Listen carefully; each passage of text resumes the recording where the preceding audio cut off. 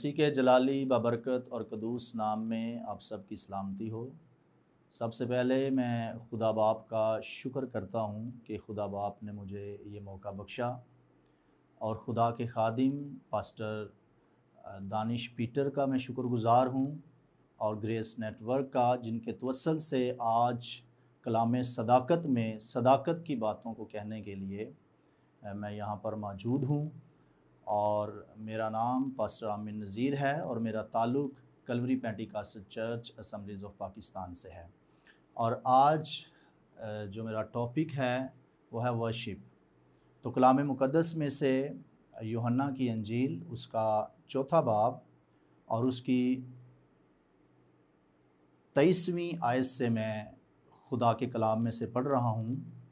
कलाम में लिखा है, मगर वो वक्त आता है, बल्कि अब ही है, कि सच्चे परस्तार बाप की प्रस्तिश रूह और सच्चाई से करेंगे। और कलाम मुक़द्दस में लिखा है, क्योंकि बाप अपने लिए ऐसे ही परस्तार ढूंढता है। खुदा रूह है और ज़रूर है कि उसके परस्तार रूह और सच्चाई से प्रस्तिश करें। यहाँ पर लिखा है, मगर वो वक्त आता है, बल्कि अब ही है, कि सच्चे परस्तार बाप की प्रस्तिश रूह और सच्चाई से करेंगे। ये बात खुदावंद यीशु मसीह ने उस सामरी औरत से कही जब खुदा का बेटा यीशु मसीह सामरिया के एक शहर तक आया जो सुखार कहलाता है। वो उस कता के नज़दीक है जो यकूब ने अपने बेटे यूसुफ को दिया था। और कलाम में लिखा है कि यीशु मसीह थका मांदा उस कुएं पर बैठ गया और एक औरत जो सामरी थी वो पानी भरने के लिए आती है और खुदावंद यीशु मसीह उससे गुफ्तगू करना शुरू करते हैं। और खुदावंद यीशु मसीह ने उससे कहा कि तू मुझे पानी पिला। और वो सामरी औरत खुदावंद यीशु मसीह को कहती है कि तू यहूदी होकर मुझ सामरी औरत से पानी क्यों मांगता है। हालांकि यहूदी सामरियों से किसी तरह का बर्ताव नहीं रखते। तो खुदावंद यीशु मसीह ने उसे कहा, अगर तू खुदा की बख्शिश को जानती और ये भी जानती कि वो कौन है जो तुझसे कहता है मुझे पानी पिला, तो तू उससे मांगती तो वो तुझे ज़िंदगी का पानी देता। ये सारी गुफ्तगू करते हुए खुदावंद यीशु मसीह ने 20वीं आयत के अंदर कहा, सामरी औरत ने 20वीं आयत में कहा कि हमारे बाप दादा ने इस पहाड़ पर प्रस्तिश की और तुम कहते हो कि वो जगह जहाँ प्रस्तिश करना चाहिए यरूशलेम है। यीशु ने उससे कहा, ए औरत, मेरी बात का यकीन कर कि वो वक्त आता है कि तुम ना इस पहाड़ पर बाप की प्रस्तिश करोगे ना यरूशलेम में। तुम जिसे नहीं जानते उसकी प्रस्तिश करते हो, हम जिसे जानते हैं उसकी प्रस्तिश करते हैं, क्योंकि निजात यहूदियों में से है। फिर खुदावंद यीशु मसीह ने वही बात जो हमारी मरकज़ी आयत है, मगर वो वक्त आता है, बल्कि अब ही है, कि सच्चे परस्तार बाप की प्रस्तिश रूह और सच्चाई से करेंगे। प्रस्तिश करने वाले हैकल के अंदर मौजूद थे और ख़ास तौर पर आसिफ का घराना इस बात के लिए मुकर्रर किया गया ताकि हैकल के अंदर वो खुदावंद की प्रस्तिश और सिताइश करें। और जहाँ तक हम म्यूज़िक की बात करते हैं, इंस्ट्रूमेंट की बात करते हैं, तो पैदाइश की किताब में योबल नामी एक शख्स जिसका जिक्र मिलता है, वो बांसुरी बजाने वालों का बाप था। हम ये कह सकते हैं कि वो तमाम जो इंस्ट्रूमेंट हैं, जो ओल्ड इंस्ट्रूमेंट हैं, उनका वो फादर गिना जाता है। और उसके बाद प्रस्तिश का मेयार जो है वो मज़ीद आगे बाकी अक़वाम में भी आता गया और फिर अहले यहूद के अंदर ख़ास तौर पर प्रस्तिश को बहुत ज़्यादा अहमियत दी जाती थी। 150 ज़बूर जो आप बाइबल मुक़द्दस में देखते हैं, उनको मुख्तलिफ़ तरह से इस्तेमाल किया जाता है। वो तलावत के तौर पर भी इस्तेमाल किए जाते थे और फिर उनको प्रस्तिश के तौर पर भी इस्तेमाल किया जाता था। और जब हम ज़बूर या मज़ामीर की बात करते हैं तो मज़ामीर को इब्रानी में तहलीम कहा जाता है। जिसका मतलब हमदो सिताइश है। इसका जो सिंगुलर है वाहिद वो तहला है और उसकी जो तहलीम है। और एक बात हमेशा याद रखें कि इब्रानी के अंदर जहाँ पर भी हिरक, योद और मेम आ जाता है वो लफ्ज़ जो है वो जमा का हो जाता है। जिस तरह इलो यानी खुदा, और जब हम इसके आगे हिरक योद मेम लगा देते हैं तो इसका मतलब हो जाता है इलोहीम, जो खुदा है वाहिद के तौर पर इस्तेमाल होता है, लेकिन इलो जो है वो वाहिद है और इलोहीम जो है वो जमा है। इसी तरह जो है तहला वाहिद है और तहलीम जो है इसकी जमा है। तो मज़ामीर को मुख्तलिफ तौर पर इस्तेमाल किया जाता था, जिस तरह के ज़बूर 113 से लेकर 118 तक ये जो मज़ामीर थे ये ईद फसा के अलावा बाकी ईदों के मौक़ों पर भी ये गाए भी जाते थे और इनकी तलावत भी की जाती थी। और फसा से पहले 2 ज़बूर 113 और 114 और फसा के बाद बाकी जो है मज़ामीर उनकी तलावत की जाती थी। तो यहूदियत के अंदर मज़ामीर को बहुत ज़्यादा अहमियत हासिल थी और यहूदी जो हैं मज़ामीर को बहुत ज़्यादा अहमियत देते थे और वो प्रस्तिश के तौर पर भी इसे इस्तेमाल करते थे। और ख़ास तौर पर मैंने ज़िक्र किया आसफ़ के घराने का कि आसफ़ का जो घराना है वो हैकल के अंदर खुदावंद की प्रस्तिश और तमजीद करने के लिए मुकर्रर किया गया। और लेकिन यहाँ पर जो आयत मैंने आपके सामने रखी है, यहाँ पर कलाम मुक़द्दस के अंदर लिखा है वो वक्त आता है बल्कि अब ही है कि सच्चे परस्तार बाप की प्रस्तिश रूह और सच्चाई से करेंगे, क्योंकि बाप अपने लिए ऐसे ही परस्तार ढूंढता है। तो मैंने पहले ये बयान कर दिया कि प्रस्तिश जो है वो बहुत पहले से ही जारी है। गैर अक़वाम के अंदर भी जो उनके नगमे होते थे, उनके गीत होते थे, उनके तरीक़ेकार होते थे, वो अपने तरीक़ों से अपने मबूदों की प्रस्तिश करते थे, अपने मबूदों की सताइश करते थे। इसी तरह यहूदी जो एक खुदा को मानते हैं वो भी मुख्तलिफ तरीक़ों से अपने खुदा की प्रस्तिश और सताइश करते थे और हैकल के अंदर, इबादत खानों के अंदर खुदावंद की प्रस्तिश और सताइश करते थे। लेकिन यहाँ पर लिखा है बाप अपने लिए ऐसे परस्तार ढूंढता है। जिस लम्हा खुदावंद यीशु मसीह ने ये बात की उस वक्त भी हैकल मौजूद थी। वो सुलेमानी हैकल तो नहीं थी, लेकिन जो हैकल हेरोदीस ने बिफोर क्राइस्ट जिसको तामीर किया वो हैकल उस वक्त मौजूद थी, क्योंकि जो हैकल सुलेमान ने तामीर की उसको मसीह से पहले ही, मसीह की आमद से पहले ही उसको तबाह कर दिया गया और बाद में हेरोदीस ने उसको तामीर करवाया। ये वही हेरोदीस है जिसने 2 साल के बच्चे भी मरवा दिए। और ये हैकल खुदावंद यीशु मसीह के ज़माना में मौजूद थी और यहूदी वर्शिपर्स मौजूद थे, खुदावंद की हम्द और सिताइश करते थे। लेकिन यीशु ने कहा कि बाप अपने लिए ऐसे परस्तार ढूंढता है जो रूह और सच्चाई से उसकी प्रस्तिश करें। तो क्या उस वक्त हैकल में प्रस्तिश करने वाले मौजूद ना थे? क्या उस वक्त इबादत खानों में प्रस्तिश करने वाले मौजूद ना थे? क्योंकि यहूदी हैकल के अलावा उस वक्त बहुत से इबादत खाना भी थे। और ये बात भी हमें नहीं भूलनी चाहिए कि जहाँ खुदावंद यीशु मसीह ने तलावत की वो एक इबादत खाना ही था और इबादत खानों के अंदर भी खुदावंद की प्रस्तिश और सताइश होती थी। तो मेरा सवाल ये है कि क्या इबादत खानों के अंदर प्रस्तिश करने वाले ना थे, सताइश करने वाले ना थे, मज़ामीर गाने वाले ना थे, जो यीशु मसीह ने ये कहा कि बाप अपने लिए ऐसे परस्तार ढूंढता है। ढूंढा उस वक्त जाता है जब नहीं मिलता, जब कमी होती है।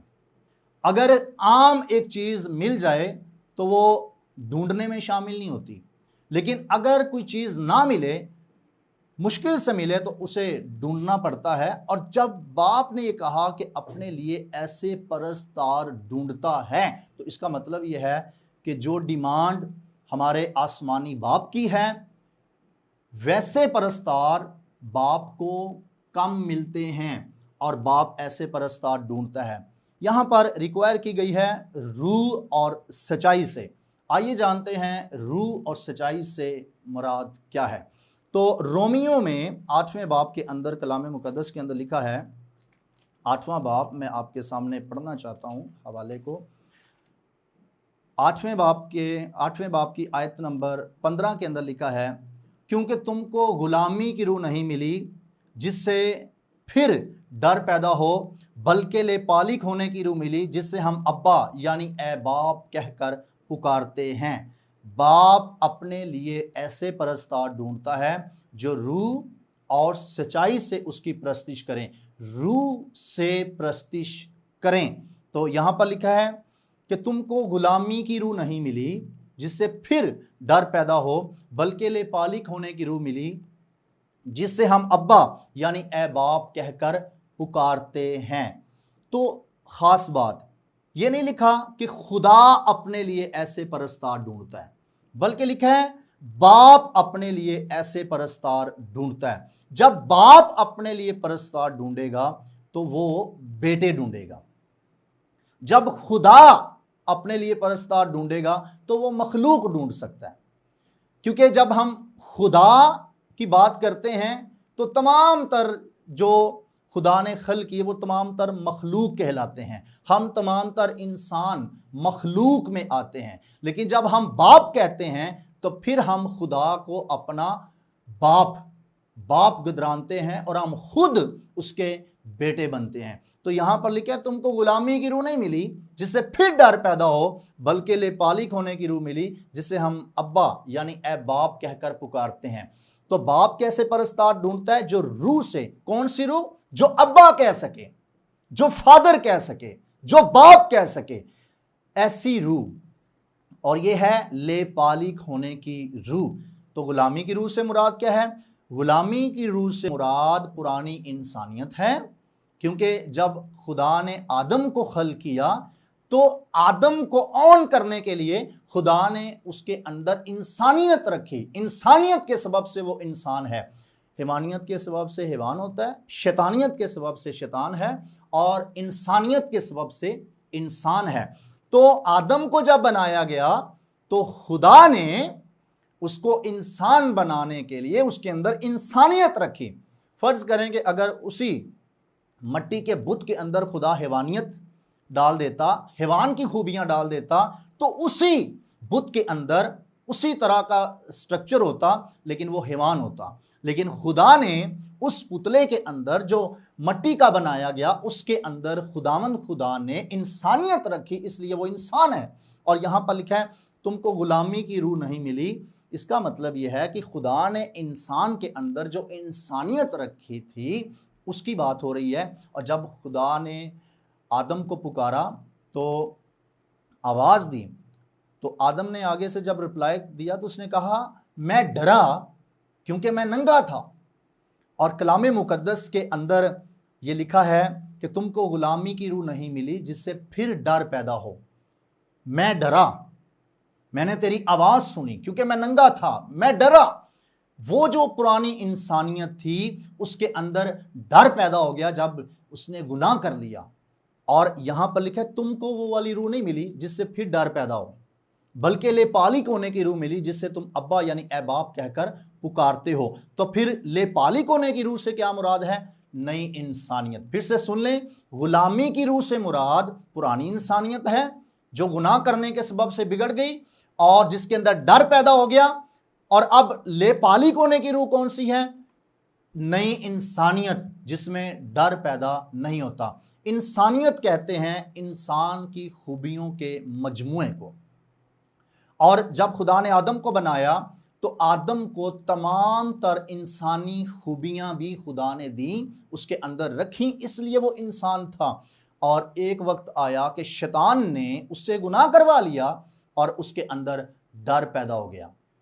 खुदा का बेटा यस्सु मसीह जो इलाही शख्स है वो आसमान से आया और उसने हमारे जैसा जिस्म इख्तियार किया। लिखा है कि कलाम मुजस्सम हुआ और फजल और सच्चाई से मामूर होकर हमारे दरमियान रहा, और हमने उसका ऐसा जलाल देखा जैसा बाप के इकलौते का जलाल। खुदा का बेटा जो इलाही शख्स है, आलम बाला का है, वो आलम बाला से ज़मीन पर आया और उसने हमारे जैसा जिस्म इख्तियार किया, हमारे जैसी बॉडी ली।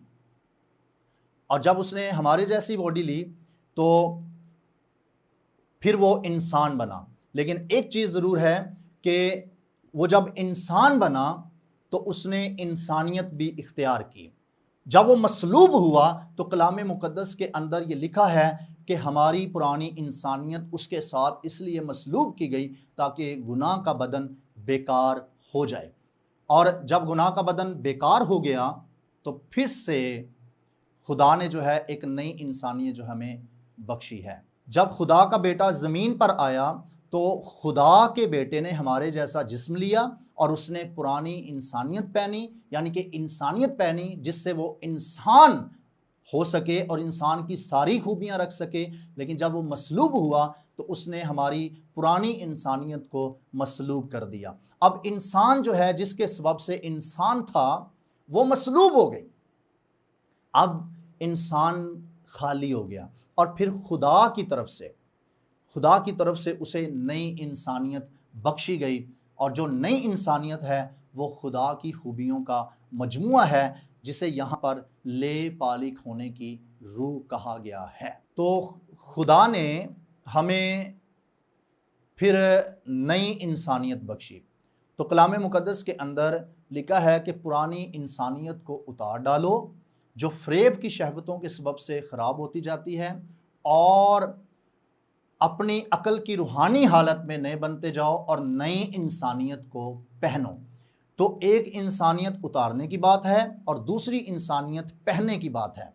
तो इस जगह पर रोमियो 8:15 के अंदर गुलामी की रूह से मुराद पुरानी इंसानियत है और लेपालिक होने की रूह से मुराद नई इंसानियत है। अब नई इंसानियत जो है वो खुदा की खूबियों का मजमू है। जिस तरह मैंने बताया कि पुरानी इंसानियत इंसान की खूबियों का मजमुआ है, इसी तरह नई इंसानियत खुदा की खूबियों का मजमुआ है। और यूहन्ना की अंजील के अंदर लिखा है, बाप अपने लिए ऐसे परस्तार ढूंढता है जो रूह और सच्चाई से उसकी प्रस्तिश करें। तो रूह से मुराद क्या है? नई इंसानियत में प्रस्तिश करना। अब जो मसीह से पहले खुदावंद की हम्द और प्रस्तिश करते थे, खुदावंद की सिताइश करते थे, वो पुरानी इंसानियत में खुदावंद की हम्द और प्रस्तिश करते थे। उन्होंने अपनी पुरानी इंसानियत को मसलूब नहीं किया था। उसका सबब एक सीधा सा यह है कि खुदा का बेटा अभी मुजस्सम नहीं हुआ था।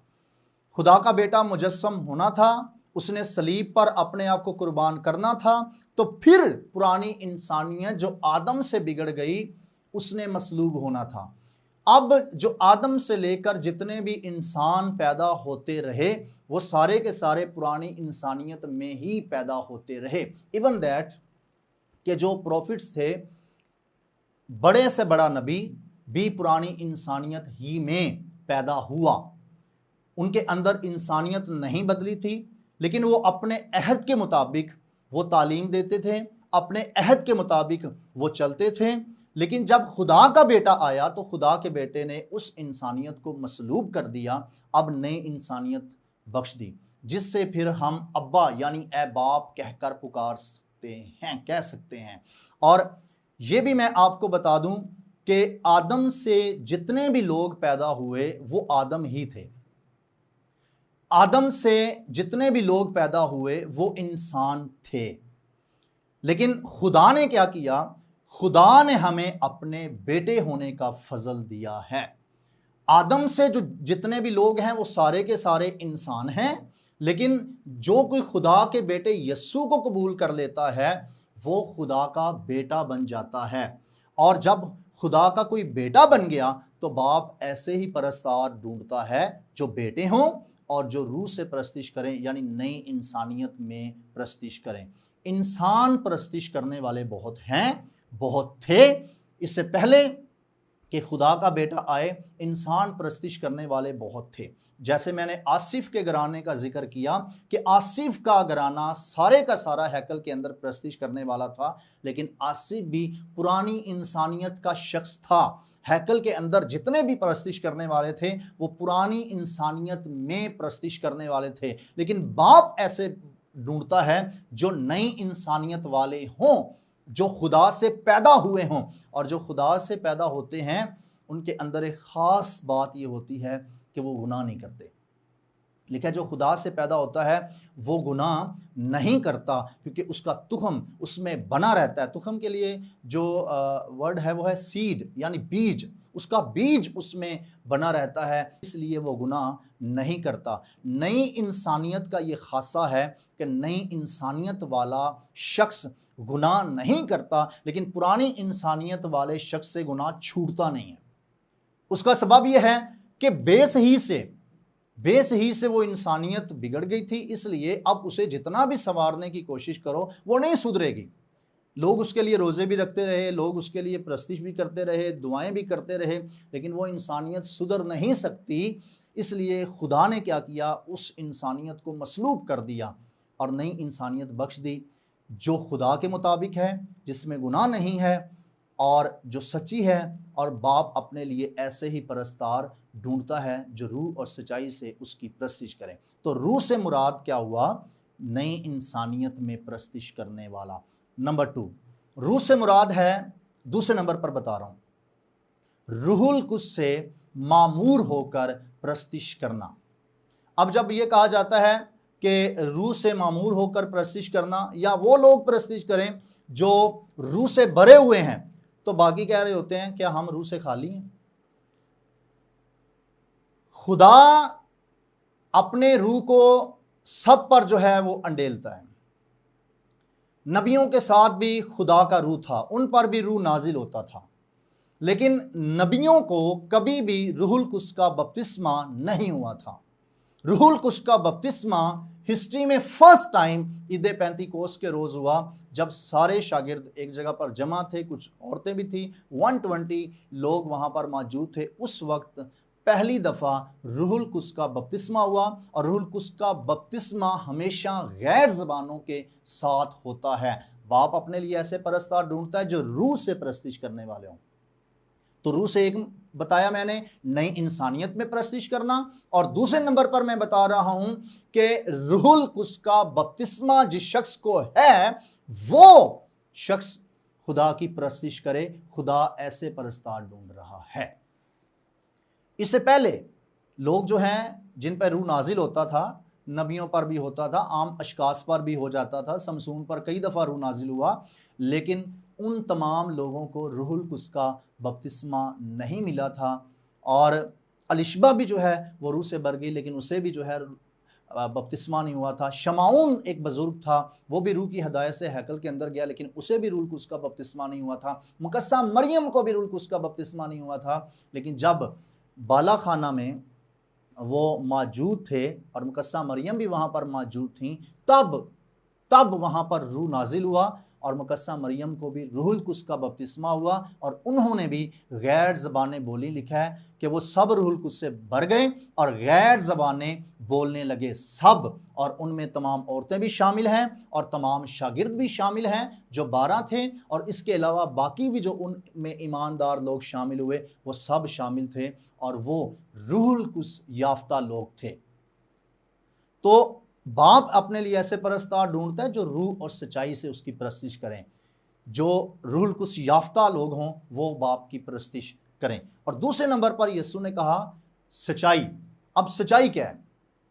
यूहन्ना के 8वें बाब के अंदर यीशु मसीह ने यहूदियों से गुफ्तगू करते हुए कहा, जिन्होंने यीशु मसीह का कलाम कबूल किया, और उनसे कहा अगर तुम मेरे कलाम पर कायम रहोगे तो हकीकत में मेरे शागिर्द ठहरोगे, और सच्चाई से वाकिफ़ होगे तो सच्चाई तुमको आज़ाद करेगी। उन्होंने जवाब दिया, हम अब्राहम की नस्ल से हैं और कभी किसी के गुलाम नहीं रहे, तू क्यों कर कहता है कि तुम आज़ाद किए जाओगे? यीशु ने उन्हें जवाब दिया, मैं तुमसे सच कहता हूँ कि जो कोई गुनाह करता है गुनाह का गुलाम है, और गुलाम अबद तक घर में नहीं रहता बल्कि बेटा अबद तक घर में रहता है। बस अगर बेटा तुम्हें आज़ाद करेगा तो तुम वाकई ही आज़ाद होंगे। बात यह है कि खुदावंद यीशु मसीह ने यहूदियों से कहा, अगर तुम सच्चाई से वाकिफ़ होगे तो सच्चाई तुम्हें आज़ाद करेगी। उन्होंने कहा, हम अब्राहम की नस्ल से हैं और कभी किसी के गुलाम नहीं रहे। यीशु ने कहा कि जो कोई गुनाह करता है वो गुनाह का गुलाम है। जो नापाकी करता है नापाकी का गुलाम है, जो झूठ बोलता है झूठ का गुलाम है, जो बेदीन है वो बेदीनी का गुलाम है, जो नारास्त है वो नारास्ती का गुलाम है। इसी तरह सारे जो गुनाह करता है वो गुनाह का गुलाम है। और अगर बेटा तुम्हें आज़ाद करे तो तुम वाकई ही आज़ाद होगे। ऊपर कहा अगर तुम सच्चाई से वाकिफ होगे तो सच्चाई तुम्हें आज़ाद करेगी। नीचे आके यीशु मसीह ने यह कहा कि अगर बेटा तुम्हें आज़ाद करे तो तुम वाकई ही आज़ाद होंगे। इसका मतलब यह है कि बेटा ही सच्चाई है। अब डिफरेंशिएट करने वाली जो बात है, सच्ची बात कभी किसी को आज़ाद नहीं करती। सच्ची बात कभी किसी को आज़ाद नहीं करती। सच्ची ज़ात आज़ादी का सबब ठहरती है। सच्चाई से मुराद यहां पर खुदा का बेटा है और खुदा के बेटे ने गुनाहों से आज़ाद किया है। अगर कोई शख्स सच्ची बातें करता है तो वह कभी किसी को आज़ाद नहीं कर सकता, लेकिन अगर खुदा का बेटा जो सच्चाई है वो मौजूद हो तो फिर आज़ादी हासिल होती है, आज़ादी मिलती है। तो फिर कहता हूं सच्ची बात या सच्चा लफ्ज़ किसी को आज़ाद नहीं करता। सच्ची जो ज़ात है खुदा का बेटा यीशु वो आज़ादी का सबब है। और रूह और सच्चाई से परस्तिश यानी कि जो रुलकुस याफ्ता हो, नई इंसानियत वाला हो और जिसकी ज़िंदगी में खुदा का बेटा हो वो परस्तिश करे। और फिर ये भी कहा जाता है कि आवाज़ और साज जब मिलते हैं तो खुदा की हजूरी ठहरती है। ये तवारीख की किताब के अंदर भी लिखा हुआ है। जब आसिफ का घराना और वो सारे जो क्वायर थी वहाँ पर वो सारे प्रस्तिश करते थे तो काहिन भी जो है वो ठहर ना सके। साज और आवाज़ मिल गए और फिर खुदा का अबर ठहर गया, खुदा की हजूरी ठहर गई। आज भी लोग ये कहते हैं। लेकिन मैं ये सोचता हूँ कि अगर साज़ों के मिलने से और आवाज़ों के मिलने से अगर खुदा की हजूरी ठहरती है तो फिर तो जो मरासी हैं, जो अच्छे नोट जानते हैं, जो म्यूज़िक से अच्छे वाकिफ़ हैं, फिर उनकी मजलिस के अंदर जब वो गाते हैं तो फिर ज़्यादा हजूरी ठहरनी चाहिए। तो हजूरी का सबब अब साज और आवाज़ नहीं है, हजूरी का सबब खुदा का बेटा यस्सु है। जहां कहीं 2 या 3 उसके नाम से जमा हो वो वहां पर मौजूद है। और जहां पर ईमानदार लोग जमा होते हैं वहां पर खुदा की हजूरी ठहर जाती है, खुदा की मामूरी ठहर जाती हैं, वहां पर रूह कुछ जुम्बश करता है। तो सिर्फ साज़ों से और आवाज़ों से खुदा का अबर नहीं ठहरता। आज जो फोकस है वो सिर्फ और सिर्फ साज़ों को और आवाज़ों को बना लिया गया है। हालांकि होना क्या चाहिए, रूह और सच्चाई से प्रस्तिश करने वाले लोग, वो लोग जो रूह कुछ याफ्ता हों, वो लोग जो नई इंसानियत वाले हों, वो लोग जो मसीह को अपनी ज़िंदगी में रखने वाले हों, वो लोग खुदावंद की प्रस्तिश और सिताइश करें। फिर खुदा का मसा जो है ठहरेगा। लोगों को म्यूज़िक पे मज़ा आता है और लोग कह रहे होते हैं हमें बड़ा मसा आ रहा है। म्यूज़िक से मज़ा आ सकता है लेकिन मसा नहीं है। मसा खुदा के रूह ही से हासिल है और खुदा की हजूरी खुदा के रूह ही से जो है वो मिलती है। और मैं एंड पर ये कहना चाहता हूँ कि वो लोग जो प्रस्तिश करना चाहते हैं वो रूह और सच्चाई से अपने आप को भरें। और एक और मैं बात बताना चाहता हूँ, शोर हजूरी नहीं होती, शोर मामूरी नहीं होती।